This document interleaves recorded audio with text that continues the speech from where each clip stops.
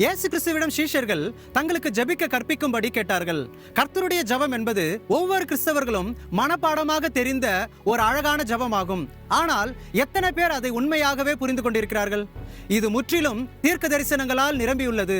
இன்று நாம் அதை ஆழமாக புரிந்து கொள்ள வேண்டும். மத்தேயு 6ஆம் அதிகாரம் 6 13 வசனமும் லூக்கா 11ஆம் அதிகாரம் 1 4 வசனமும் இதில் எழுதப்பட்டிருக்கிறது. முதலாவது, பரமண்டலங்களில் இருக்கிற எங்கள் பிதாவே.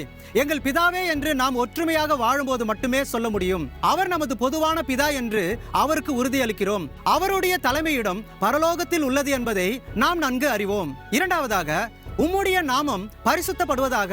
நமக்குள் கருத்து வேறுபாடுகள் இருக்கும் வரை அவருடைய நாமம் ஒருபோதும் பரிசுத்தமாகாது.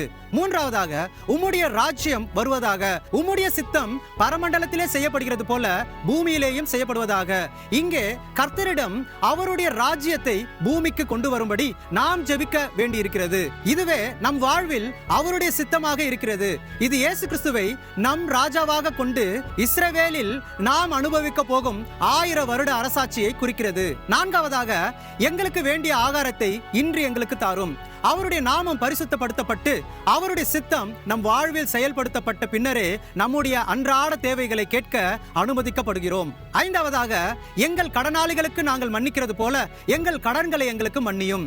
கிறிஸ்துவின் ராஜ்யம் மற்ற ராஜ்யங்களைப் போல இல்லாமல் மன்னிப்பின் ராஜ்யம் என்று நமக்கு நினைவூட்டப்படுகிறது. உங்கள் பரமபிதா எப்போதும் மன்னிக்க ஆவலுடன் இருப்பது போலவே நாமும் ஒருவருக்கொருவர் மன்னிக்க கற்றுக்கொள்ள வேண்டும் என்று அவர் கூறுகிறார். ஆறாவதாக, எங்களை சோதனைக்குட்பட பண்ணாமல் தீமை நின்று எங்களை ரட்சித்துக் கொள்ளும். மேலும் நம்முடைய அன்றாட வாழ்வில் சோதனைக்காரன் நம்மை சோதிக்க அனுமதிப்பதன் மூலம் நாம் பாவத்துக்குள் நடத்தப்படாமல் இருக்க பிதாவின் உதவியை நாடும்படி கிறிஸ்து நமக்கு அறிவுறுத்துகிறார். அந்த கிறிஸ்துவின் 7 வருட அரசாட்சிக்கு பிறகு பூமியில் இயேசு கிறிஸ்துவின் ராஜ்யம் விரைவில் வரும். எனவே எங்களை சோதனைக்குட்பட பண்ணாமல் சாத்தானால் அதிகாரம் அளிக்கப்பட்ட அந்த கிறிஸ்துவின் பொல்லாத திட்டங்களில் இருந்து எங்களை ரட்சித்துக் கொள்ளும் என்று நாம் பிதாவை கேட்க கற்பிக்கப்படுகிறோம்.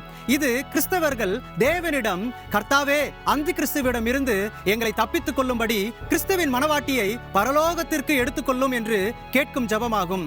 ஏழாவதாக, ஏனெனில் ராஜ்யமும் வல்லமையும் மகிமையும் என்றென்றைக்கும் உம்முடையவைகளே, ஆமேன். கடைசி வாக்கியத்தின் அர்த்தமாவது தேவனுடைய ராஜ்யம் நித்தியமானது, அது என்றென்றைக்கும் நிலைத்திருக்கும் என்று நாம் முன்கூட்டியே அறிக்கையிடுகிறோம்.